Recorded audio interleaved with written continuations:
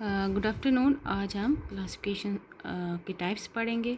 कल आपने biological classification पढ़ा था, आज उनके क्या क्या टाइप्स हैं उसके बारे में हम पढ़ेंगे। ठीक है।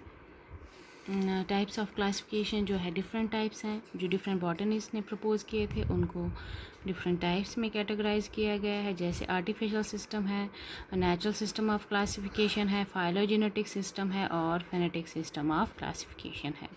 आर्टिफिशियल सिस्टम ऑफ क्लासिफिकेशन जो थे ये कब यूज़ किया गया था? 300 BC से 1830 तक। इस आर्टिफिशियल सिस्टम ऑफ क्लासिफिकेशन में प्लांट्स को डिफरेंट ग्रुप्स में क्लासिफाई किया गया। किसके बेस पे? उनमें एक या एक से ज़्यादा उनके सुपरफिशियल बाहर एक्सटर्नल कैरेक्टर्स देखे गए। ठीक है। उनकी फाइलोजेनेटिक यहाँ पे रिलेशनशिप इंडिविजुअल्स की नहीं देखी गई।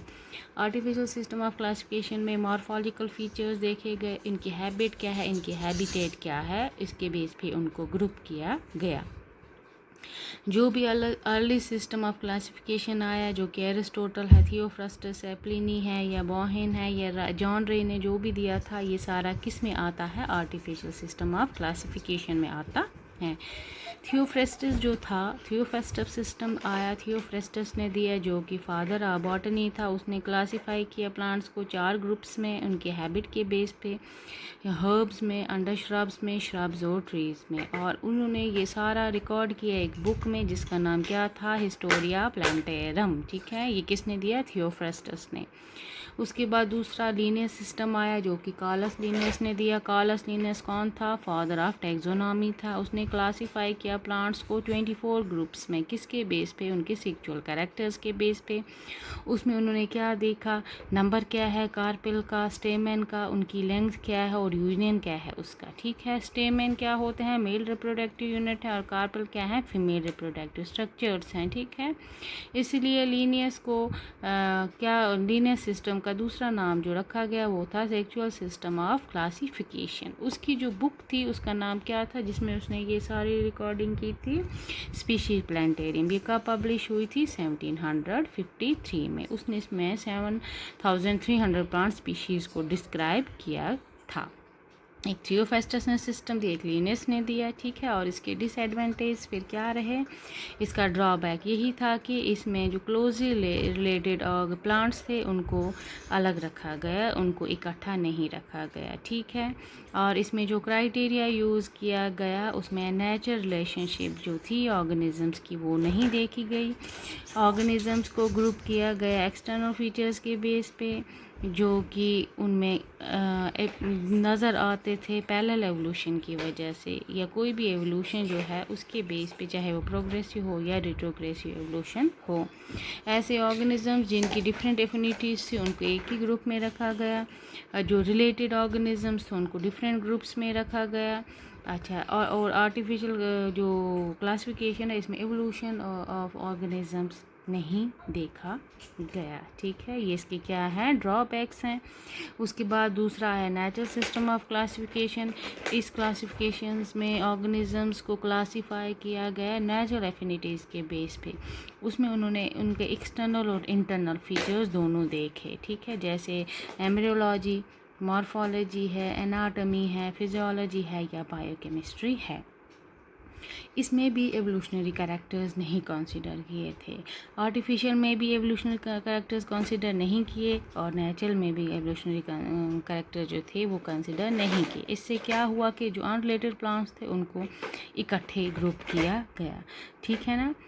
तो जो ये सिस्टम ऑफ क्लासिफिकेशन है जिसमें आइकलर आता है, या बेंथम एंड हुकर की क्लासिफिकेशन है, या हचिंगसन की है, या तख्ताजान की है, या क्रॉन्किस्ट की है, ये सारे कौन सी क्लासिफिकेशंस है? Natural system of classification.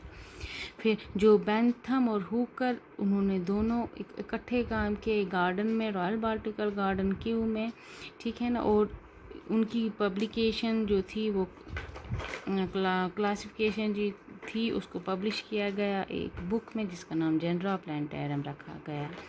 ठीक है। फिर फाइलोजेनेटिक सिस्टम ऑफ क्लासिफिकेशन क्या होता है? इसमें ऑर्गेनिजम्स को क्लासिफाई किया जाता है एवोल्यूशनरी रिलेशनशिप के बीच बेस पे। ठीक है।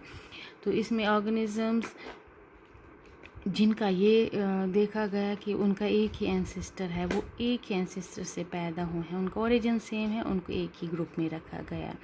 ये फाइलोजेनेटिक क्लासिफिकेशन इंट्रोड्यूस की थी एंगलर और प्रेंटल ने, ठीक है। इसमें उन्होंने क्या किया, एक क्लैडोग्राम बनाया, एक फैमिली ट्री बनाया, किसके बेस पे, एवोल्यूशनरी हेरिटेज के। एक उन्होंने एक फैमिली ट्री तैयार कराया कि जिसकी एवोल्यूशनरी हिस्ट्री सेम होगी, एंसेस्टर सेम होंगे, उनको एक ही ग्रुप में रखा गया। और इस फैमिली ट्री का नाम क्या रखा गया, एक क्लैडोग्राम बनाया गया, ठीक है। जैसे एंगलर और प्रेंटल की क्लासिफिकेशन आती है फाइलोजेनेटिक सिस्टम ऑफ क्लासिफिकेशन में, हचिंसन जो क्लासिफिकेशन दी थी वो भी इसी में आती है फाइलोजेनेटिक सिस्टम ऑफ क्लासिफिकेशन में, और तख्ताजान की जो थी वो भी इसी में आती है, ठीक है। उसके बाद इसमें आती है फेनेटिक सिस्टम ऑफ क्लासिफिकेशन। ये इसमें भी कुछ ऑब्जर्वेबल कैरेक्टर्स देखे गए और हर एक कैरेक्टर की अपनी अपनी इम्पोर्टेंस थी। इसमें डेटा कलेक्ट किया गया और सिमिलरिटीज़ जो थी डिफरेंट ऑर्गेनिजम्स के बीच में उसको देखा गया, ठीक है। उसके बेस पे इसको क्लासिफाई किया गया। ये जो है फेनेटिक क्लासिफिकेशन, ये किससे रिजेंबल करती है, फाइलोजेनेटिक क्लासिफिकेशन से। और इसमें जो डेटा जो था न्यूमेरिकल मेथड्स के ज़रिए कलेक्ट किया गया और उसी के बेस पे फिर उन ऑर्गेनिजम्स को क्या किया गया, क्लासिफाई किया गया। इसमें न्यूमेरिकल मेथड से डेटा एनालिसिस के बेस पे फिर ऑर्गेनिजम्स को क्या किया गया, डेटा कैलकुलेट करके फिर उनको क्लासिफाई किया गया उन ऑर्गेनिजम्स को। ये रिजेंबल किससे करते हैं, फाइलोजेनेटिक क्लासिफिकेशन से। ये 4 सिस्टम आप याद रखेंगे, artificial, natural, phonetic and phylogenetic, ठीक है। बाकी जो आपको नहीं समझ आता है आप मुझे पूछ सकते हैं। Thank you.